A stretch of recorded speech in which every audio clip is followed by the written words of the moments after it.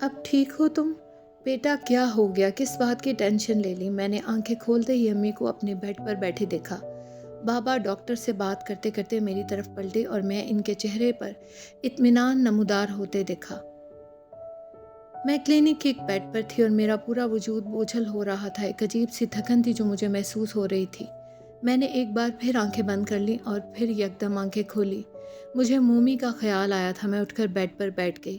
क्या हुआ? अम्मी मुझे इस तरह उठते देखकर परेशान हो गई। क्या नहीं हो गया था? मुझे क्या हुआ है? डॉक्टर कह रहे हैं कि तुम्हारा नर्वस ब्रेक डाउन हुआ था।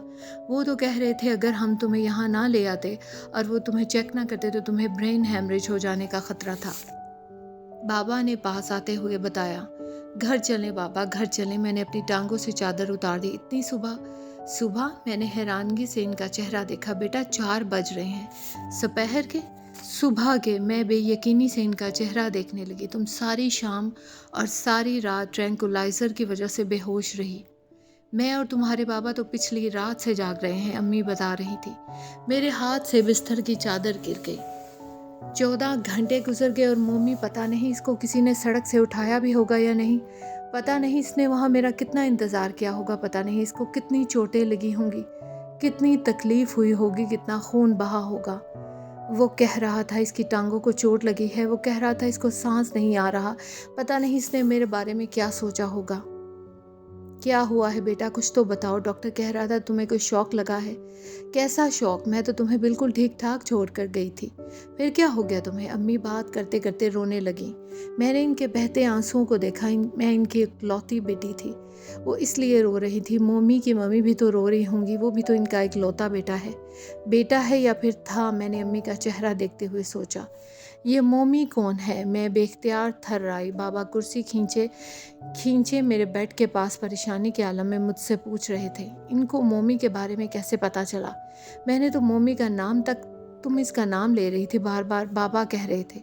मैं गुमसुम इनका चेहरा देखने लगी। कब किस वक्त मैंने इसका नाम लेना शुरू कर दिया?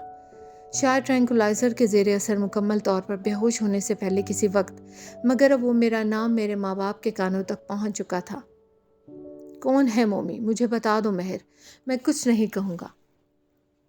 डरो मत, बाबा समझ रहे मुझसे कह रहे थे। मैंने इनका चेहरा देखा। इनकी आंखें देखी मेरे बाप की जान पर बनी हुई थी। क्या वो दोनों वाकई मोमी का तारुफ चाहते थे और इस तारुफ के बाद कोई बात नहीं रहना था? अगले दिन यूनिवर्सिटी में खड़े मेरे माँ बाप के बालों की सफ़ेदी दुगनी नज़र आनी थी। इसके कंधे झुक जाने थे। अगली बार नौजवान लड़के लड़कियों को अखलाकियात पर लेक्चर देते हुए इनकी नज़रों के सामने सबसे पहले मेरा चेहरा आना था और इनकी आवाज़ और ज़ुबान ने लड़खड़ा जाना था। अगली बार घर में इत्तफाकन आ जाने वाली कोई डम कॉल रिसीव करते हुए उन्होंने सबसे पहले मेरा चेहरा देखना था। अगली बार अपने दोस्तों के दरमियान अपनी इकलौती बेटी के किरदार के बारे में बात करने के लिए इनके पास लफ्ज़ नहीं होने थे। और जब पहले की तरह कोई इनसे कहता, यार मेहर बेटी बहुत नेक और मासूम है, तो पहले की तरह अल्हम्दुलिल्लाह कहने के बजाय इनके होठों पर चुप लग जानी थी। क्योंकि मैं जानती थी मेरा बाप मुनाफिक नहीं था और मैं ये भी जानती थी कि वो मुझे बड़ी आसानी के साथ इस गलती के लिए माफ़ कर देता, मगर उन्होंने सारी उम्र अपने आप को माफ़ नहीं करना था। मेहर मुझे बता दो, ये मोमी कौन है? बाबा एक बार फिर पूछ रहे थे। मोमी एक लड़का था, मैंने लड़खड़ाती ज़बान में कहना शुरू किया। अम्मी का रंग जर्द हो गया। बाबा का वजूद साकत था।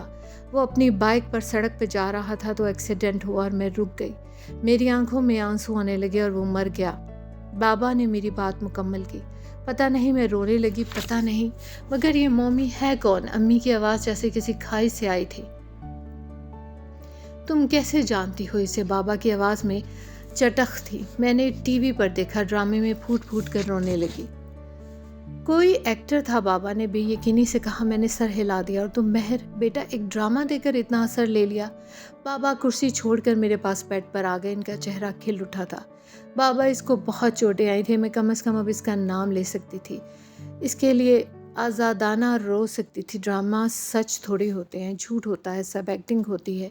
बेटा इतनी बड़ी होकर तुम बच्चों की तरह, मेरी जान मेरा बेटा। बाबा मुझे सीने से लगाकर थपकने लगे। मैं पहले ही कह रही थी कोई लड़का नहीं है। अब ख्वामख्वाह एक नाम सुनकर शक कर रहे थे। अम्मी ने नाराज़गी से बाबा से कहा, ہماری مہر ایسی لڑکی تھوڑی ہے، اور تمہارے بابا نے دیکھو ساری رات اس کمرے میں ٹک کر نہیں گزاری۔ ان کو تم سے زیادہ اس بات کی پریشانی تھی کہ آخر مومی کون ہے۔ امی مجھے بتا رہی تھی، اور تم خود جو بار بار مجھ سے کہہ رہی تھی کہ وہ مومی نہیں میمی کہہ رہی تھی، مجھ سے جھوٹ بول رہی تھی، یہ جانتے ہوئے بھی کہ وہ کسی لڑکے کا ہی نام لے رہی تھی۔ تو میں اور کیا کہتی؟ ہاں، وہ کسی لڑکے کا ہی نام لے رہی تھی۔ امی نے قدرے خفگی سے بابا سے کہا۔ ان دونوں میں سے کوئی بھی اس وقت میری توجہ نہیں لگ رہا تھا۔ پوری رات میں بے ہوش رہی، مگر وہ دونوں مومی کا نام جیسے کوئی بھوت بن کر ان کو ڈراتا رہا ہوگا، ان کی عزت کے در پہ ہوگا۔ اور اب وہ دونوں بچوں کی طرح ہنس رہے تھے۔ بھوت غائب ہو گیا تھا۔ ان کی پیاری بیٹی اب بھی پیاری بیٹی تھی، نیک، معصوم، پاک، شریف، باحیا۔ مجھے اپنے وجود سے بے پناہ نفرت محسوس ہوئی۔ اس دن کلینک سے گھر جاتے ہوئے گاڑی میں مجھے پتا چلا کہ سناٹا کسے کہتے ہیں، اور یہ انسان کے باہر سے اندر کیسے اترتا ہے۔ سڑک پر بے شمار گاڑیاں، لاتعداد بائکس، ان گنت انسان تھے، اور ان میں سے کوئی ایک بھی مجھے لگ رہا تھا وہاں جنگل اگایا ہے۔ میں ہر ایک بائک والے لڑکے کو دیکھتی، مجھے لگتا ابھی کوئی گاڑی پھر کل رات کی طرح اس بائک کو میں نے ہاتھ سے اپنی آنکھیں ڈھانپ لی۔ دنیا میں اب دیکھنے کے لیے رہا ہی کیا تھا؟ بابا، میں نے یکدم کہا، ہاں بیٹا، ہم خیابان شمشیر پر کیوں نہیں جاتے؟ پر بیٹا، وہ تو بالکل دوسرے رستے پر ہے، ہمارا گھر تو دوسری طرف ہے۔ ہاں، مگر آپ وہاں جائیں۔ ادھر سے گزر کر بابا نے قدرے تشویش سے بیک ویو مرر سے مجھے دیکھا، پھر گاڑی موڑ لی۔